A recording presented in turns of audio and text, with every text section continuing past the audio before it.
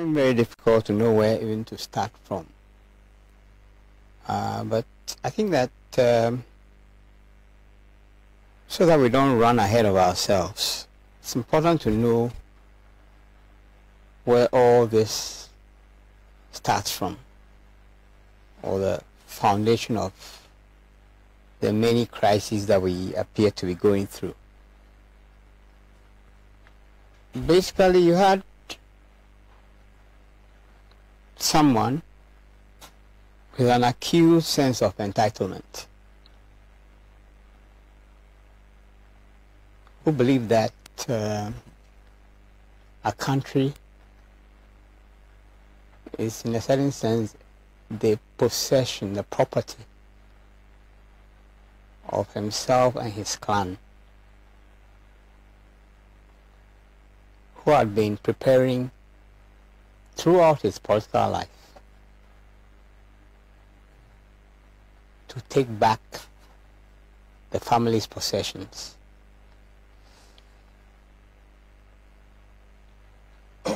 Now, after much toil, it was his turn, as they say. It was in 2008. He tried every trick in the book. It didn't work.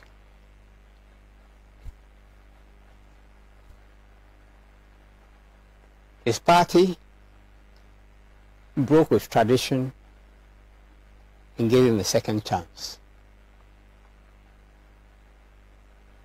This was in 2012.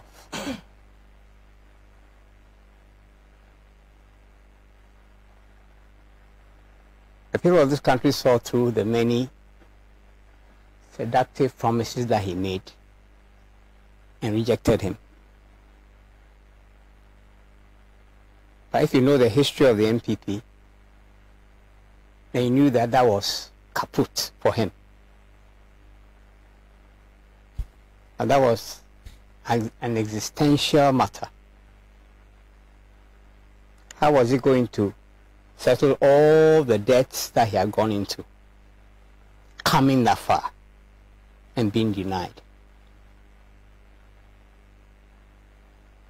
So he had to concoct a story.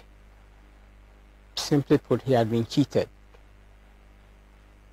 And he went to court on the most flimsy, I was even stupid premise. Basically, what his party did was to take literally all the non-Akan areas. They did not have majorities. And to look for, quote-unquote, infractions, like clerical errors, and go to the Supreme Court and say that, you know what, because of all these irregularities, just cancel the vote and hand over the mandate to me. In fact, the Supreme Court came very close to doing that.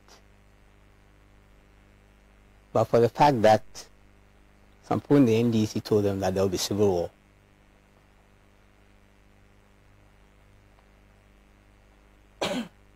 But through this process, he mobilized the entire party to back him. If you agree that he had been cheated, then he was the automatic candidate for the next, and also. And my God, it was really a fantastic campaign. In a certain sense, it was also aided by the incompetence of the NDC.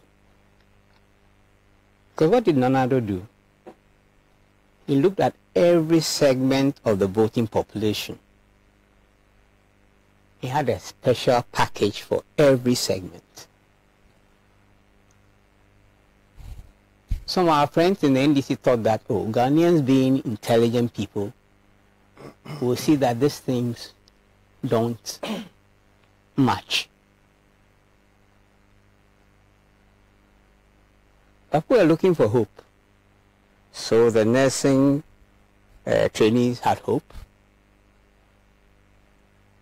Students who had been, people who had finished jobs, who are out of work, had hope. Mothers who wanted their kids to go to secondary school had hope. Even with the most half-baked ideas, highly fleshed, and with the able assistance of a cabal in the media who ensured that no probing questions were asked.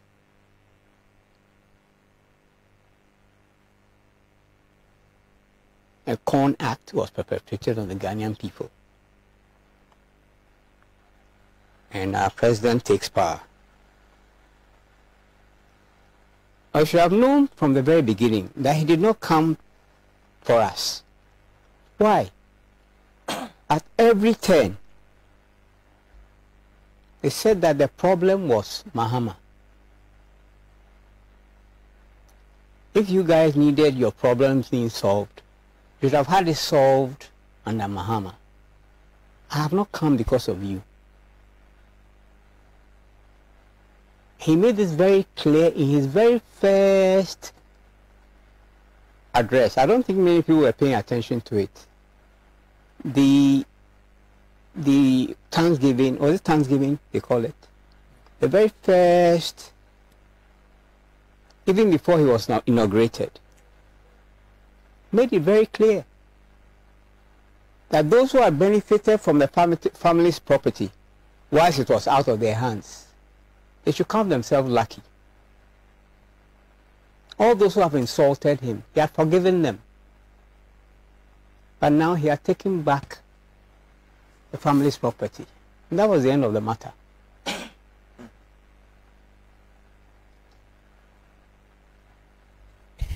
And you could even see it in the way in which he appointed the various placeholders.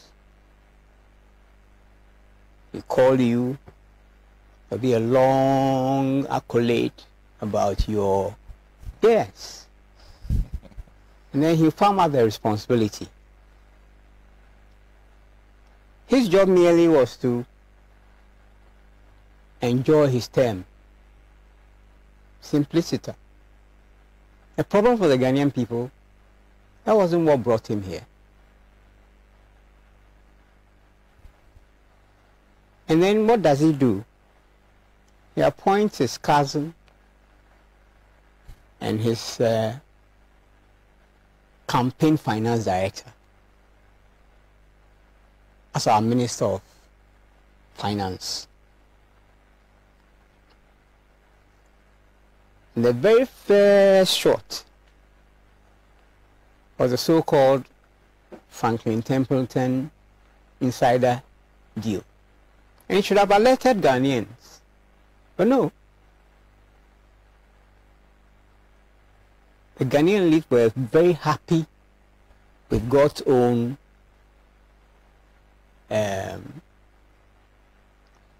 disciple, should I say. Very, very happy. Those who used to complain, well, they all felt mum. Someone told me that, well, actually it is bad manners to eat when you're, to talk when you're eating, and that they were busy eating, which is the reason for their silence. And so we're ushered into a regime based on insider trading, conflict of interest at every turn. And then our finance minister discovered that actually you could make a lot of money through the Eurobond by installing his company and that of his deputy as what do they call them? Bond market specialists. So every time they borrow, every time we borrow, we get into debt, he makes a killing.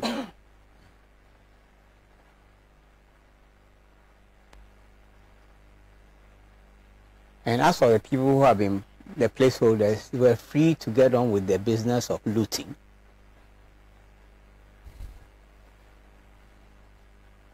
Which is what has brought us here.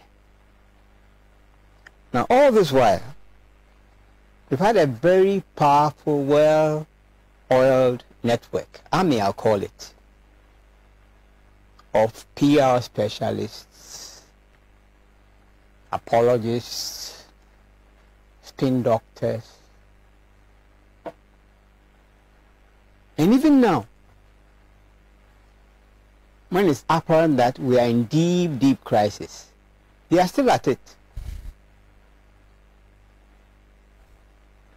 So our president chooses on our Republic Day to announce that after all, he was going to go to the IMF. It was a Republic Day present. I mean, if you're really that callous, you would choose our Republic Day. Of course, he had taken the prior precaution of writing it out of our history, which is completely in keeping with his mission to take back the family's lost property, which but for Nkrumah would have fallen to them. They couldn't complete erasing Nkrumah's name when they took power in '66. Even then, they required a law to do so, but the law failed. Now they say, well, okay, Nkrumah was part of it. Then they quietly relegate him to the background and then carry on with the business. And all that we are seeing play out are founded on these matters I have raised. So in a certain sense, we'll be wasting our time going into the technical details or whatever.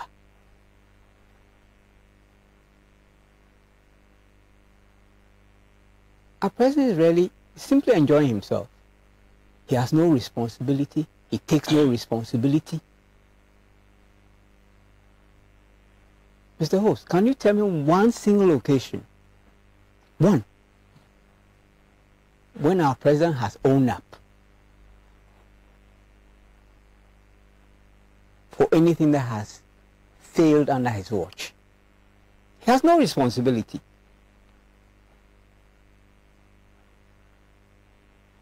So now, actually, if you are going by the logic of their party, we are in a messy situation we are in because of the bombs and the bullets in Ukraine and COVID, right? If that diagnosis is correct, then we can only get out of a situation by stopping the war in Ukraine. No, please, this is no joke. The diagnosis lays the basis for the cure. If we are to go by the diagnosis that they insist is the case, that we are where we are, not because of incompetence, not because of mismanagement, not because of corruption and insider self-dealing, not because of plain theft, but because of the proxy war in Ukraine, which is not about to end anytime soon, if the Americans have their way. End COVID-19. Then we can only address our situation by stopping the war in Ukraine and by finding a cure to COVID-19. So we should just close shop and go and look for those solutions.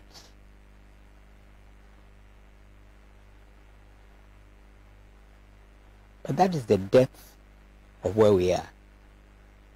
And you know, yesterday something struck me. There was a news item about our finance minister haven't been given some special invitation at the IMF get-together, the annual get-together, right? And I say that, look, to have any sense of where we are,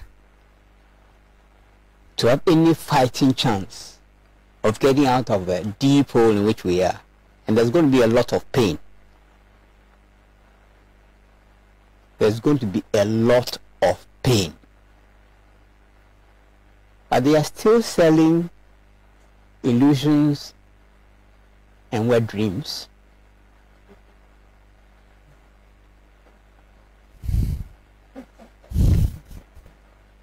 They are still, well, all that is happening is none of their fault. They have no contribution to it.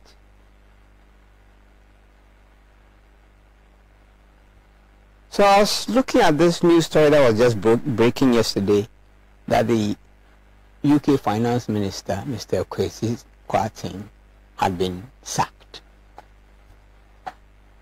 after just a month in office, right? Yes. 38 days. Sure. And I was contrasting that to the absolute folly of our maintaining someone who has crashed our economy,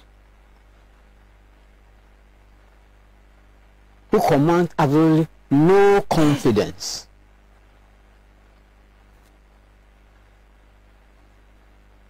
who has in fact been at the head of creating the very crisis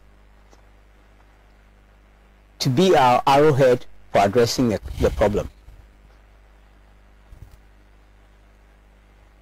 But what we are saying to anybody else is that we are not serious.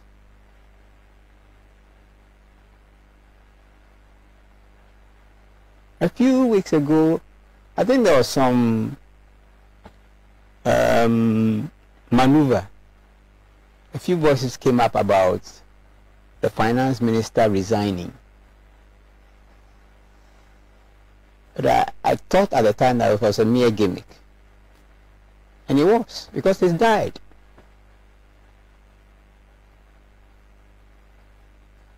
But how can you maintain this crooked character as your lead person in this matter? Gotten himself addicted to borrowing, gotten into a situation where your debt is unsustainable. He supervised or superintended over your public finances and ensured that only 30%, Sana, only 30% of government expenditures are captured by what they call the gift miss, which was supposed to capture all expenditures. And why was that done? To allow corruption and stealing. And then routinely he has been cooking the books. And all of these things are public knowledge. So finally, they get so desperate they have to station GRA, what is it? Police. Officers. Yes.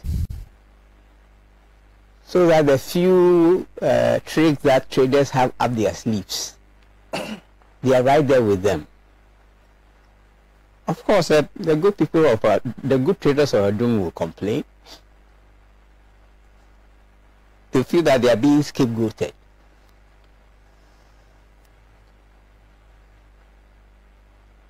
But really, the fundamental basis of where we are is what I've laid out.